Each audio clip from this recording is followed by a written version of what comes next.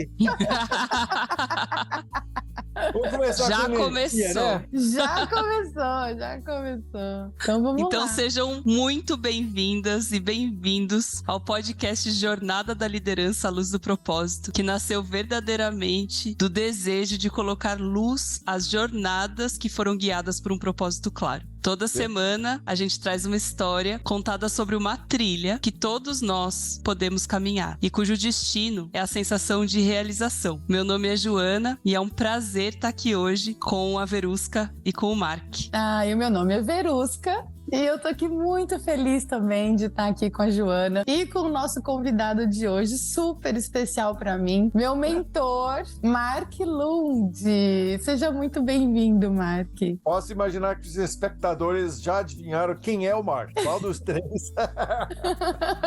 Acho que sim. Acho que sim. E só para apresentar o Mark rapidamente, até porque seria muito difícil falar tudo o que ele é, mas o Mark, na minha opinião, é um educador. E não só um educador de mentes, mas também de almas. O Mark é um empreendedor, o Mark é um inspirador. Graças a Deus, o Mark é um inspirador de líderes e grandes executivos também, né? O Mark é professor na Babson College, o Mark é professor na FGV Brasil. Inclusive, eu acho que uma coisa interessante de dizer, o Mark dá aula junto com o Abílio Diniz lá na FGV. É um privilégio ter você aqui com a gente. Muito obrigado. Vamos lá então, Mark. Bom, Perguntas. Como todo mundo sabe, esse podcast aqui é para falar sobre jornada de liderança à luz do propósito. Então, Nós já temos três tópicos: jornada, luz e liderança. Isso mesmo. E o que a gente quer saber de você agora é de um momento, né? A gente quer que você leve a gente para um momento em que você disse sim para sua jornada de liderança. O que estava acontecendo naquele momento? O que você estava vendo naquele momento, sentindo? Eu acho que esse sim é um momento estendido.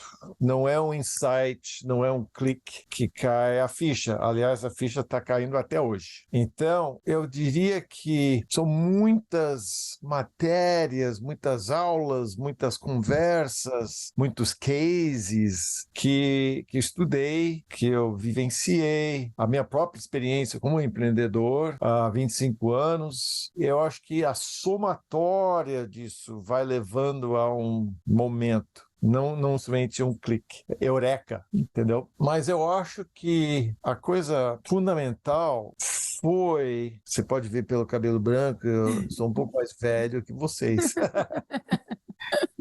Mas eu já entrei o que Jung e outros filósofos, psicólogos chamaram da segunda metade da vida. E nessa segunda metade, diferente da primeira metade, a segunda metade é uma metade muito mais voltada para o outro. Então, acho que esse momento que a gente está discutindo foi na medida que eu fui entrando na minha segunda metade de vida e fui descobrindo a importância de focar no outro, a importância de ser outrocêntrico em geral, né? Depois de uma metade, 50 anos sendo egocêntrico, de repente não, mas aos poucos vai cair da ficha, putz, it's not about me, não é sobre mim, é sobre o outro, quem é o outro. Então acho que seria esse o meu momento. Mark, que sublinha, né? A gente fala que a gente tem um jargão aqui que é sublinha outrocêntrico. Adorei. em uma síntese muito sábia, é algo muito importante pra gente considerar e pra gente exercer a bússola de um propósito tá aí, nisso que você acabou de dizer. Você conseguiria ir nesse momento que essa transformação, né, do ego pro outro, quando você teve esse momento, it's not about me, é sobre o outro, você poderia nos contar um pouquinho mais o que estava embaixo da superfície, o que você estava sentindo nesse momento? Quais eram as emoções que estavam passando? Muito interessante. Quando eu comecei a passar por essa turbulência de transferência de foco, Na verdade, não é algo que eu descobri, mas algo que me descobriu. Pelo seguinte, naquela época eu comecei a sentir o chão mexendo, etc., da minha vida, etc. Já estava super bem empreendedor, assim, as coisas assim, mas algo começou a cutucar, algo começou a um chamado, vamos dizer. Então, por isso que eu gosto de focar naquela parte da jornada. A jornada inicia-se com uma chamada, um chamado à ação. Mas que vocês, a maioria das pessoas não sabem é que tem vários estudos do Jung sobre uma coisa que ele chamava de metanoia, que quer dizer a nova mente. A metanoia é uma turbulência que acontece na vida de muita gente, diria entre 40 a 50 anos, talvez um pouco mais tarde, 55 e tal. Obriga você a rever seus princípios, seus valores, etc. Isso acontece com muita gente, às vezes provocado por uma morte, por uma doença, por uma demissão, por um divórcio, por alguma coisa que te chacoalha e te obriga a rever aquilo que você estava valorizando e ver se vai funcionar na segunda metade da vida. Essa coisa de metanoia foi o que, quando eu comecei a sentir esse chacoalho, eu quis entender. Como sempre, eu sou meio estudioso, então eu fui atrás. Daí que eu descobri Jung, Hollis, Hillman, uma série de autores, psicólogos conhecidos que estudam essa chamada da alma para a gente mudar. Porque até os 40, it's all about me. E a alma fica quietinha no banco de trás e não fala nada. Mas, lá por volta dos 40, 45, 50, alguém bate na porta dizendo, desculpa, agora é minha vez, você já teve a sua festa, agora está na hora de me alimentar. Essa coisa de eu, me, né, começa a virar we. Eu fui me aprofundando e buscando tanto na área de psicologia quanto na área de negócios. Como eu era professor de negócios, business education, etc., me interessei por cases onde isso aconteceu. E você descobre isso em várias cases, onde o cara caiu a ficha dele, putz, it's not about me, it's about os meus subordinados, it's about meus colaboradores e tal. E eu estou aqui para servi-los, não eles aqui para me servir, né? E essa é uma grande guinada na vida da gente. Uau. Mark, por que que não é sobre nós? Por que que é sobre o outro? Que sentimento está por detrás disso? Que alimenta a alma?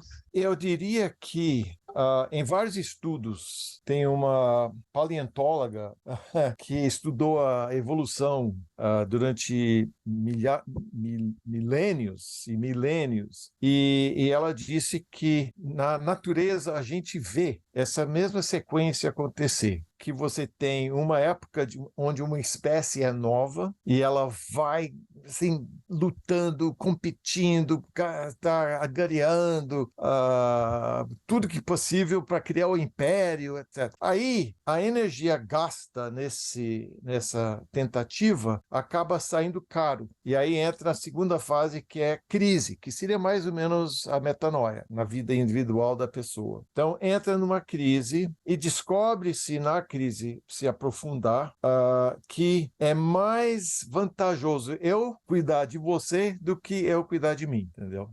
E com isso eu acabo até a biologia, a natureza, se tem N casos onde a energia é muito mais eficaz se eu estou investindo a minha energia em você ou no outro. Uau! Tem N casos. A natureza está cheia de recifes e etc., onde essas comunidades, essas espécies aprenderam que a colaboração é muito mais vantajosa do que a competição, e eles têm uma longevidade por causa disso. Agora, as espécies que não descobrem isso acabam se extinguindo. Então, para a nossa própria vida, é vantajoso você começar a entender isso, e a recompensa, a alma começa a bater palma, né?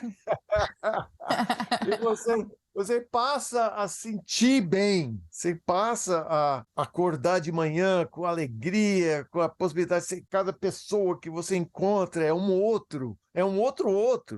Então, você tem a oportunidade o dia inteiro de você pôr isso em prática, etc. Então, tem essa vantagem do individual e do coletivo, né? Então, servir é uma questão de sobrevivência, né? Sim, no fundo é. No fundo é uma questão Exato. de sobrevivência. Maravilhoso. E algo que nos alimenta de energia, né? Isso é muito É. interessante, porque às vezes a gente fica preso num paradigma de servidão, que não é esse mesmo lugar que você está falando. A servidão, essa submissão, ideia que está mais ligada a uma escassez de liberdade do que essa outra perspectiva que você está falando é ao contrário, né? Na abundância, né? E na troca de energia e no fluxo de energia que tudo começa a fazer mais sentido. Mas a gente ainda é um pouco cabeça dura, né, Mark? A gente ainda tem essa primeira fase, né? Como é que você, ou o que você diria que são os sinais que a vida apresenta pra gente ao longo do percurso todo e que fariam a gente encurtar um pouquinho esse aprendizado, o caminho desse aprendizado? Ele tem que fazer sentido para você, porque aquele primeiro modelo de negócio, que é command and control, comando e controle, funcionou durante muitos anos e continua funcionando em algumas grandes empresas, e muitos dos executivos hoje, CEO, CFO, C-level, são pessoas que chegaram nesses postos usando essa command and control. Só que da base da pirâmide, command and control não está funcionando mais. A nova geração, os millennials, etc., para eles não engole mais. Então, as empresas que estão começando a adotar essa mentalidade acabei de ler semana retrasada na Folha, o sem chefe, né? Um favorito meu é o Ricardo Semler. Falo muito com ele, a gente estudou junto, jogamos tênis junto, a gente tem viajado juntos e tal. Acabou de me mandar de San Diego essa semana uns posts lá e tal. E ele foi a primeira pessoa a dizer, peraí, se eu dou essa liberdade para esse pessoal, eles me pagam em dobro. Muito mais do que se eu mando, tem que levantar a mão para ir no banheiro, tem que pedir licença, tem que fazer isso, tem que fazer. Então, se eu tratar você como alguém responsável, eu confio que você vai levar adiante a nossa proposta, está resolvido. Eu não preciso carregar todo o peso. Mas voltando um pouquinho para sua história, porque a Verusca já tinha me dado o warning que a gente ia ter muitas coisas. Muitas coisas importantes sendo levantadas nessa conversa, mas voltando para sua história, quando você faz essa transição do me para o we, né? Que caminho começa a desabrochar para você e que necessidades você identificou que esse outro que você iria servir tinha? Bom, a primeira coisa é o insight é fácil, a prática é difícil. Então, essa jornada, dia a dia, momento a momento, você está sempre tendo que se policiar, mudar essa chave para você poder pôr em prática essa mentalidade. Então, na minha história, são pequenos casos. Uma vez eu dei uma palestra na Uzi Minas, toda a empresa. Era o alto escalão, estava lá, etc. Quando eu estava entrando, eu encontrei com o porteiro e ele sua palestra vai ser naquele prédio, lá. Mas ele foi super simpático. E eu falei, isso aqui é o que é importante. O pessoal lá de cima tem que conectar com esse cara aqui. E eles têm que saber que ele está tratando a melhor maneira possível da empresa deles. Aí eu convidei ele para dentro da palestra, né? E apresentei os dois, um para o outro. Falei, gente, esse aqui é o Sr. Manuel, etc. Tal. Ele é uma pessoa super simpática e ele é a base da sua pirâmide. Pessoas como ele.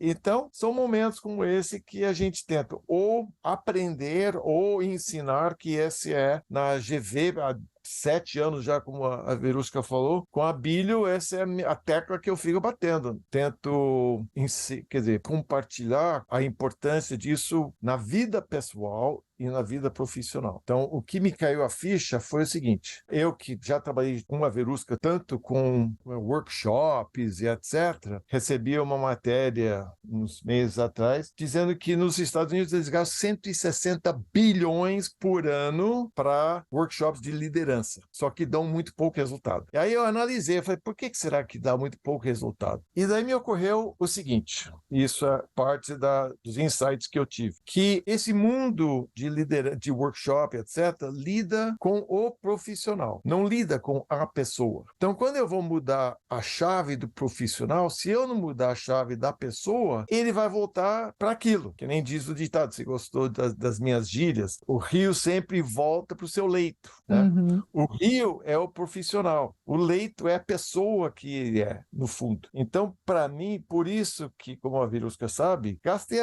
desde os 18 anos eu estou tentando entender qual é o mecanismo que rola dentro de mim. Não somente meu mindset, mas meu heart set também. Então, essa tem sido a minha busca maior. Meu papel profissional vai ser uma extensão de quem eu sou pessoalmente, né? Então, nos meus workshops, eu tento focar na pessoa, não no profissional. Porque a papo profissional, P2P, é muito superficial. Então, tem que ser eu, Mark, falando com a pessoa para descobrir quem é essa pessoa. A pessoa, não o profissional. E tentar mexer no OS dele, né? No hardware dele. Software é o profissional, hardware é operating system. E onde mais você tem mexido? Qual que é a necessidade vigente, assim, que você nota que o público que você interage, que você serve, tem solicitado? Ou tem dado abertura, né? Eu tenho um dos cases que eu mais gosto, a Verusca já sabe, acho que qual é, que é o Michael Abrashoff, né? E ele é um comandante de um destroyer americano que ele recebeu o navio aos 38 anos com 350 marinheiros, etc. Tal. E ele falou, eu não tinha muito o que fazer, porque a Marinha decide quanto que eu vou gastar, onde que eu vou ter a missão, quem são os homens, eu não posso mandar embora.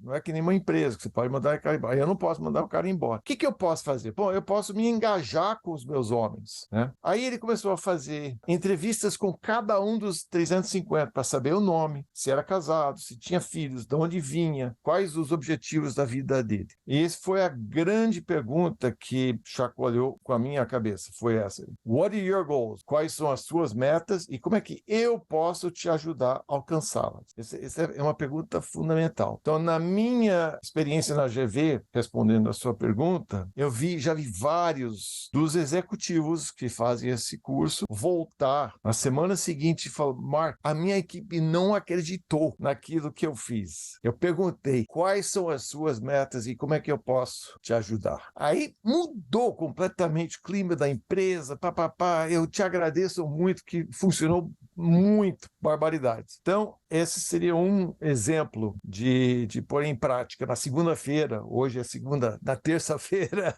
essa mentalidade. E, como eu falei, é a pessoa. Então, não adianta eu fazer isso na empresa para gerar resultados. Eu tenho que fazer isso na vida, na minha vida. E o profissional Mark vai ser uma extensão dessa pessoa, né? Então, se eu trabalhar, lapidar esse cara, esse vai ser uma consequência. Muito bom. E, Marta, eu fico pensando assim, né?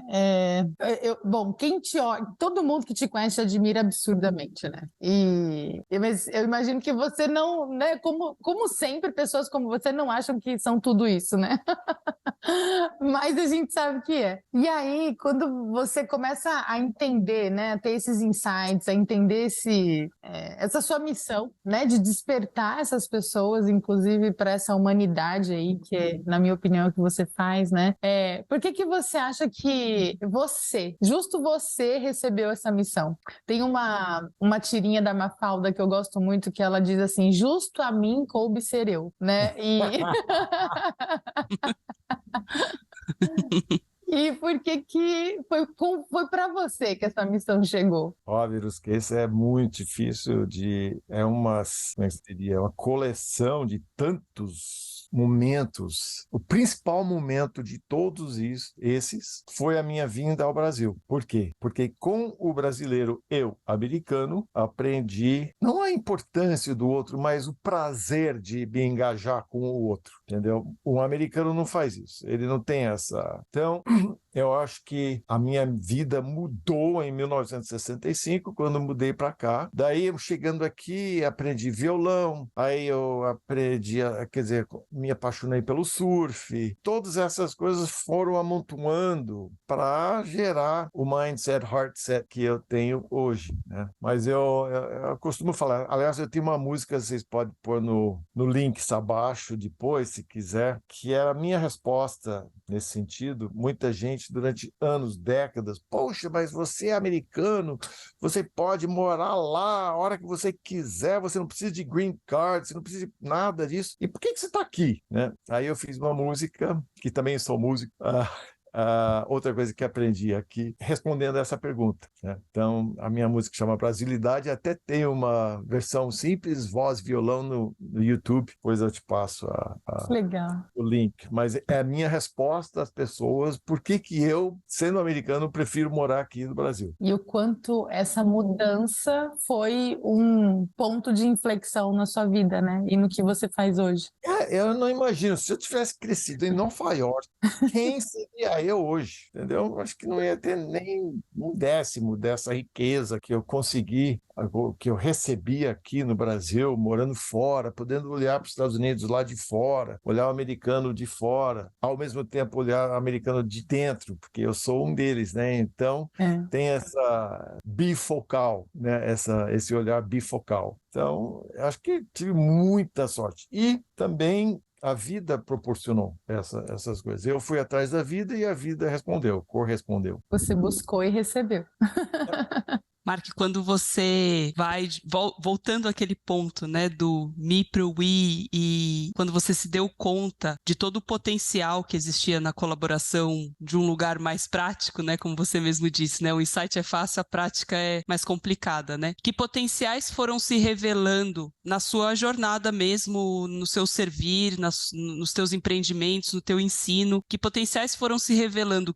O que não estava visto ainda e que, a partir desse momento que a prática da colaboração começa a acontecer, que mudar o leito, né, e tocar o leito, dizer sim para o servir, começa a fazer parte da tua profissão, no sentido de professorar mesmo. O que começa a surgir e quais recursos você começou a tomar para desenvolver esses potenciais? Eu acho que uma das coisas que vai se revelando na medida que a gente pratica esse essa outrocentricidade. Aliás, eu aprendi no português uma palavra que eu nem sabia que existia, muito menos que existia também em inglês, que é alteridade. E alteridade, alter é a raiz, que é a mesma raiz de altruísmo, de alternativo, etc. Subalterno. Então, essa coisa do outro, na medida que você começa a abrir mão do eu, do me, e começa a entrar no we, você começa a ver, deixa de enxergar as diferenças entre a gente e começa a enxergar as semelhanças. Você deixa de criticar e você começa a observar apenas, né? E você deixa de querer pregar e converter e começa a aceitar e receber, né? Então, esses seriam alguns dos insights quando a gente faz essa mudança de chave, né? Do me para o we. Me permite sublinhar mais uma vez, porque muitas vezes, Marco e Verusca, quando a gente tem um insight, né, acredita que está diante do nosso propósito, né, e a gente se entusiasma muito com uma ideia ou com um afazer nosso, a gente cai nesse lugar de doutrinação, né, e de controle. Né? Então, agora eu encontrei meu propósito, é aquela direção, né? Eu sempre falo isso, gente, isso é impossível. Você tem encontrado o propósito e você ainda vai angariar, né? Assim, o propósito é uma coisa que já veio de fábrica, né? mas muitas vezes a gente cai nessa armadilha de ir para esse lugar da doutrinação e menos o lugar da colaboração, de deixar com que o cenário nos conte para que a gente está aqui, né? De deixar que o cenário nos conte que momento estamos vivendo da missão que nos foi confiada e quais são as possibilidades do aqui e agora. E acho que essa lição, assim, nos salva de bater muita cabeça.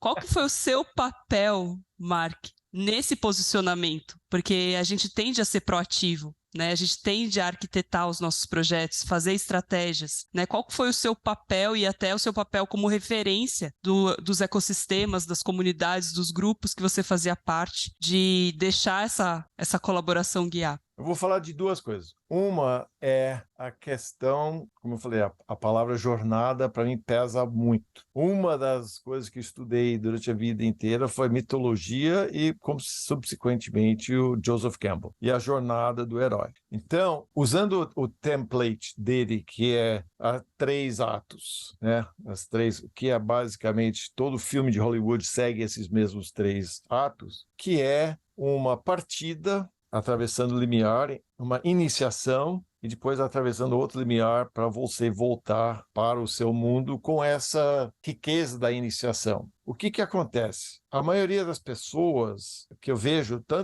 e isso serve para empreendedor também, tá? Não somente empreender a vida, como empreender um negócio. Quando a gente finaliza, tem o insight, que nem você está falando, a gente quer partir já para a solução. Enquanto que na jornada do herói tem a iniciação. A segunda metade da viagem é a Alice no País das Maravilhas, entendeu? Então você tem que passar pelo casulo, né, para você emergir como borboleta. Eu tenho uma palavra que eu criei, que eu brincando comigo mesmo, que é butterpillar. Aquele caterpillar que se acha butterfly, mas não é, porque ele não entrou no casulo. Ele já quer falar para o mundo, olha, eu entendi tudo, eu sou o butterfly age assim, o butterfly age assado, mas ele continua sendo um caterpillar. Já cruzei com tantos gurus na minha vida, desde os 20 anos de idade, e a grande maioria deles eram butterpillars, né? Eles não tinham feito o que o Jesus fez, 40 dias no deserto, isolado. Ele não fez o que o Buda fez, debaixo da árvore do Bodhi Tree, que era isolado. Você tem que ter essa fase da iniciação antes de você emergir do casulo. Então, a maioria das pessoas cai nessa vala de querer, assim que ter o insight, já pula para querer mostrar a solução para os outros. E aí entra o segundo fator. Isso vem de uma mola propulsora muito no nosso inconsciente, que é a necessidade de atenção. Atenção, aprovação e admiração. Esses são meus 3 As. Na verdade, são 4. Atenção, aprovação, admiração e amor. Então, você conseguindo juntar esses fatores, etc., você se sente uma pessoa realizada, etc. Então, quando você percebe que essa necessidade de pregar, doutrinar, no fundo, vem da sua necessidade de ter a atenção do outro, a aprovação do outro, a admiração do outro, você começa a desconfiar da sua própria motivação, entendeu? Aí você fica quieto, rapaz. Casulo. Casulo. E o casulo é difícil. Acabei de voltar de um casulo que eu fiz em Guatemala, acho que o Veruca sabe. Em dezembro eu caminhei 100 quilômetros pela selva de Guatemala, indo fazendo peregrinação até um dos maiores pirâmides do mundo, que é El Mirador. E aí você vai contemplando quais são as engrenagens que estão me obrigando a ser assim, ou ser assado e tal. E nessa peregrinação eu vi bem esse impulso de querer contar. Eu estou aqui com vocês hoje porque vocês me convidaram, senão eu ia ficar quieto. Por favor. E até, né, contar de dentro do casulo, acho que faz parte da gente mudar esse mindset, né, de aceitar a iniciação, de aceitar o preparo, né, de aceitar a mudança de mentalidade, porque o que muda de um caterpillar para uma butterfly, né, é uma mudança de mentalidade. É fantástico. A nossa próxima pergunta, né? A Verusca tá ali com um sorrisão daqui a aqui. Mas a nossa próxima pergunta era justamente essa. O que você teve que desenvolver nos seus recursos internos para aceitar essa visão na sua prática? O que teve que ser alargado dentro dos seus recursos internos? Então, acho que parcialmente você já respondeu, mas queria deixar essa pergunta ainda aberta. Em princípio de bate-pronto, é um policiamento. Você tem que estar 24/7 observando aquilo que você está fazendo, por que você está fazendo, para que você está fazendo e desconfiando dos seus próprios motivos. Então, analisando, essa aí não está me cheirando bem. Peraí, vamos back. Então, esse policiamento, acho que é fundamental. E esse é o lado crítico do policiamento. Porém, por outro lado do 24/7, você tem o lado positivo, que é cada momento é uma oportunidade para você afirmar esse mindset. Meditação, ontem, por exemplo, voltei, um voo de 7 horas. Eu tinha, você queria um exemplo? Eu tinha telinha lá na minha frente, filmes para assistir. Eu falei, eu não vou. Eu vou sentar comigo mesmo, ficar aqui, me aguentando durante 7 horas. Muito bom. E aí entra questões técnicas tipo respiração, até mantras, uma série de coisas assim para a gente afirmar a base, né? Uau, maravilhoso. E nossa, é tanta história, né, que dá vontade de ficar horas aqui ouvindo. Mark, quando você começou a ter esses insights, né, assim, e eu imagino que você tenha mudado alguns comportamentos para colocar em ação aquilo que você estava enxergando, né, como geralmente acontece com pessoas que se conectam, né, com essa inteligência. Como que as pessoas passaram a enxergar isso, sabe? Qual foi o significado, né, desse novo Mark, né, enfim, desses novos comportamentos para as pessoas próximas ou para as pessoas com quem você trabalhava? Eu diria que você, Joana, tem filho ou não? Não. Ninguém tem filho. Então, quando a gente tem filho e a gente está com esse filho todo dia, a gente não vê o crescimento, né? Então, as pessoas que estiveram comigo durante essas décadas não viram nenhuma grande mudança. Talvez as pessoas, quando você vê a criança que você não vê há 5, 6 anos, de repente é um gigante de criança, tá, o moleque, aí você repara, aí você pode notar. Mas as pessoas de fora, eu diria, seria mais esse tipo, modéstia à parte, tá? Isso aqui é entre nós.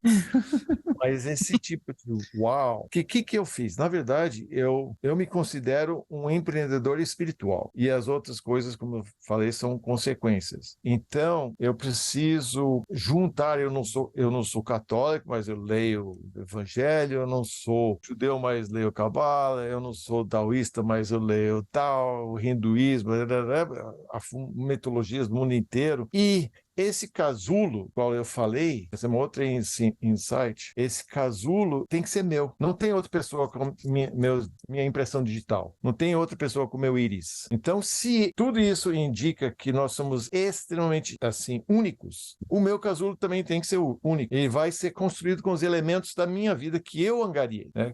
Não adianta eu tentar passar para você, porque você não vai ter ressonância. Pode ter uma área ou outra, mas não vai ter ressonância. Então, aí é outra coisa que a gente aprende. Não dá para eu transformar uma outra pessoa em borboleta. It's not my job. Uhum. Entendeu? Meu trabalho é eu me converter numa borboleta. Daí, depois, se isso funcionar, se isso for exitoso, aí tudo bem. Mas o que acontece? Voltando para aquele esquema do pular para o insight para o butter pillar. Uma das coisas que eu posso estar enganado, mas uma das coisas últimas que eu aprendi é que sempre achei que, sendo santo, eu poderia encontrar a iluminação. Mas isso vem daquele problema de eu ter um insight, eu olhar para o borboleta, para o butterfly, ver como ele age e achar que se eu imitar ele, eu vou voar daqui um pouco. Não é assim. O casulo é que faz o butterfly. Então não é imitando o santo que você encontra a sua borboletice. Entrando no casulo e fazendo esse trabalho consigo mesmo é que você pode gerar uma iluminação iluminação, que a consequência vai ser o comportamento de Gandhi, ou de Mãe Teresa, ou de... Essas pessoas, primeiro eles passaram por esse casulo, e depois eles começaram a agir. O Jesus não pregava antes de ele ir para o deserto, ou sim, não, ele pregava depois de sair do deserto. Buda não pregava antes de sentar debaixo da árvore. Ele não era um butterpillar. Ele sentou caterpillar e falou, daqui eu só levanto borboleta. Ou tudo Fantástico. ou nada, entendeu? Esse foi um outro insight que eu venho trabalhando. Por isso que eu digo, eu não posso assim intervir no seu caminho. Sim. Eu ouvi esses dias que a gente não pode confundir o menu com o prato, né? Então, talvez o Butterpillar seja o menu, né? Então, que tem todas as descrições teóricas, né? Mas o prato é a própria experiência. Se tornar esse prato, né? Ou preparar esse prato, de fato, é um processo intransferível, né? Mas a coragem para começar a cozinhar, eu posso te dizer que você já está compartilhando com a gente. É. Mas ainda continua um butterpillar, viu? Devagarzinho, né? A água já tá fervendo. Pelo que eu notei, a água já tá fervendo. 100 quilômetros na Guatemala. Requer investimento, a gente tem que investir nessa busca, né? Senão, a jornada do herói não acontece. A jornada do herói, se fosse fácil, não seria heróico. Com certeza. Então, essa é a minha busca, né? Essa jornada. E como que essa busca, né, ou esse compartilhar de vontade de cozinhar, vamos dizer assim, já tem tocado as pessoas? Quem já está respondendo a isso dentro dos seus ecossistemas, dos seus círculos, que você vê que está, de alguma forma, caminhando também nesse sentido? Eu vou deixar a Verusca responder. Tem uma galera.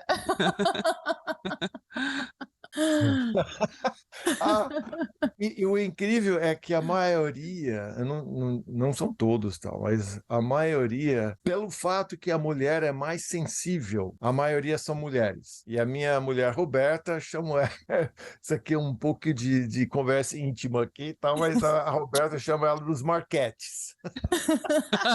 Marquete, adorei. Que bom que a Roberta entende desse jeito, ainda Não, bem. ela é fantástica. Ela fala assim, mas uma Marquete.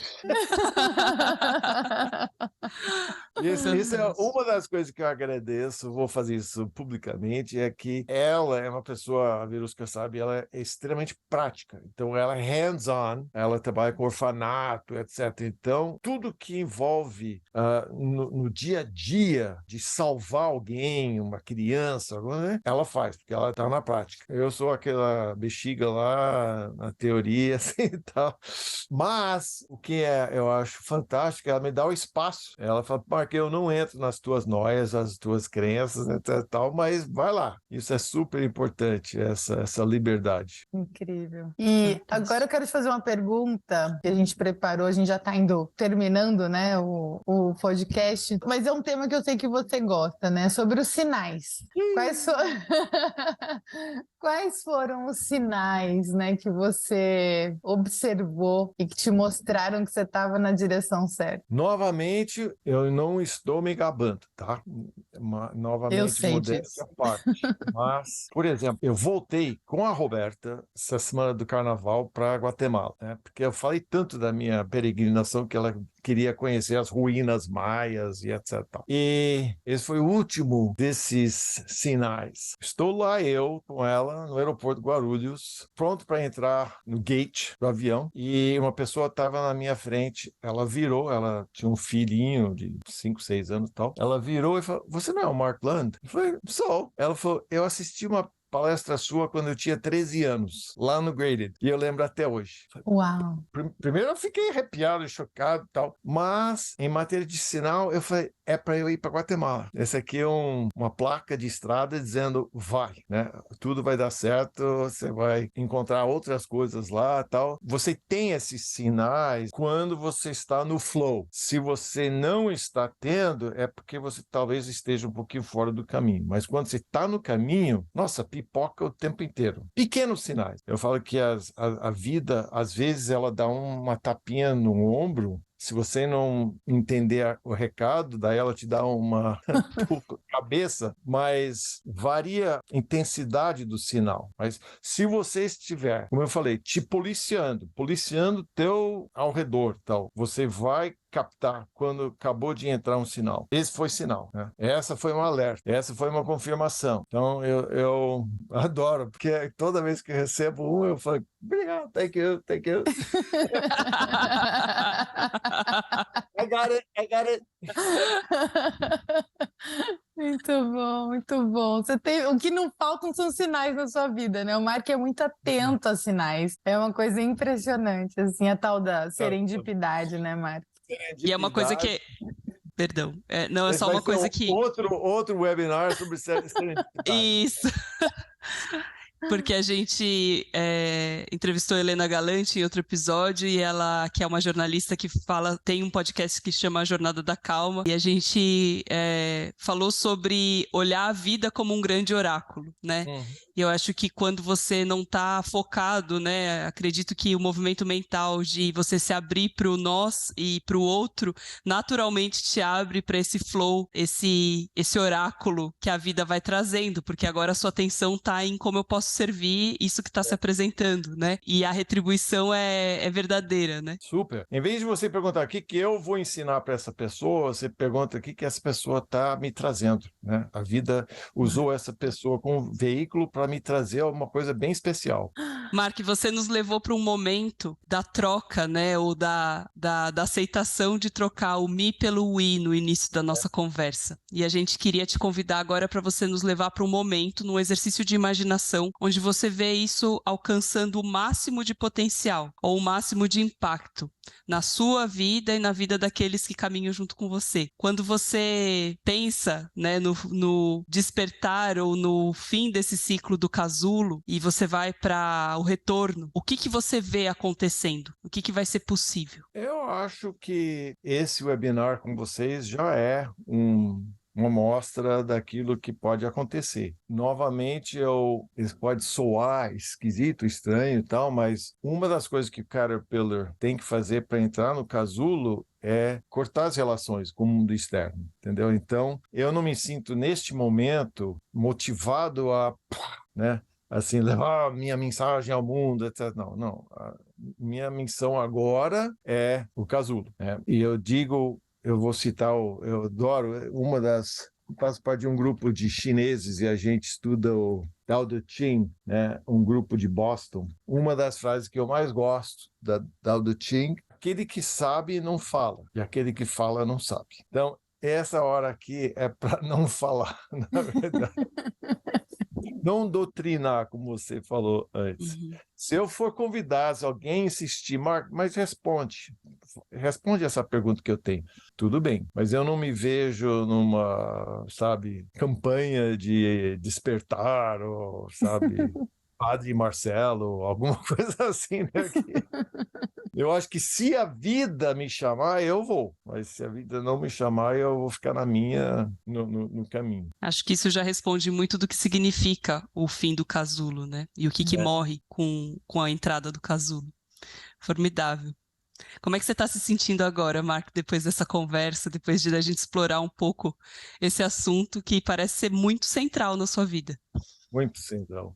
Eu me sinto super honrado, sempre a Verusca me traz essas oportunidades, etc. A gente foi junto para São José dos Campos outro dia para ver um trabalho dela, a gente já teve outros eventos juntos.